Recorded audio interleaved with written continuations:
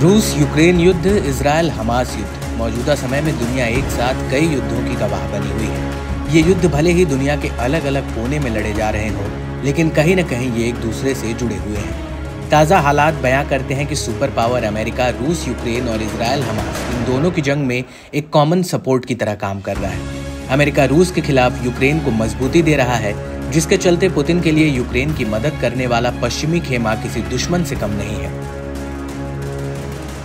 रूस इस बात से वाकिफ था कि जंग में वो समय के साथ अच्छी बढ़त बनाकर यूक्रेन को पीछे ढकेल देगा, लेकिन यूक्रेन को नेटो देशों से मिलने वाली मदद ने इस जंग को काफी लंबे समय तक जारी रखने में सहायता की और पुतिन इस बात से बेहद गुस्से में रहते हैं। इसी वजह से पुतिन ने कई बार इन देशों को वार्निंग भी दी है। कई रिपोर्ट्स में ये दावा भी किया जाता है कि जिस तरह से नेटो ने यूक्रेन की मदद की, उससे पुतिन अब नेटो के सबसे बड़े दुश्मनों में से एक है। इसी कड़ी में पुतिन ने पहले भी कई बार चेतावनी दी है कि पश्चिम को रूस यूक्रेन युद्ध में दखल नहीं देना चाहिए, लेकिन पश्चिमी खेमा रूस को ही इस जंग में किनारे लगाने की फिराक में है।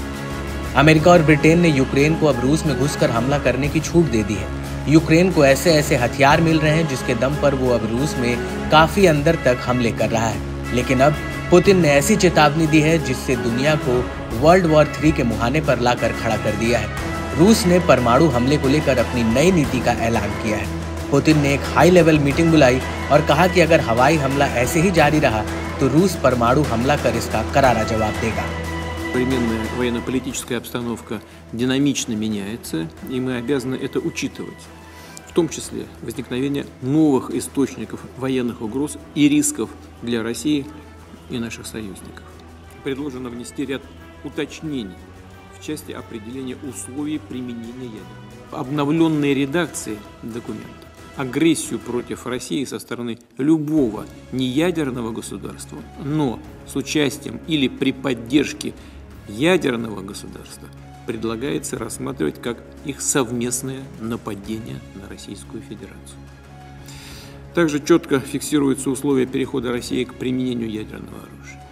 Будем рассматривать такую возможность уже при получении достоверной информации о массированном старте средств воздушно-космического нападения и пересечении ими нашей государственной границы.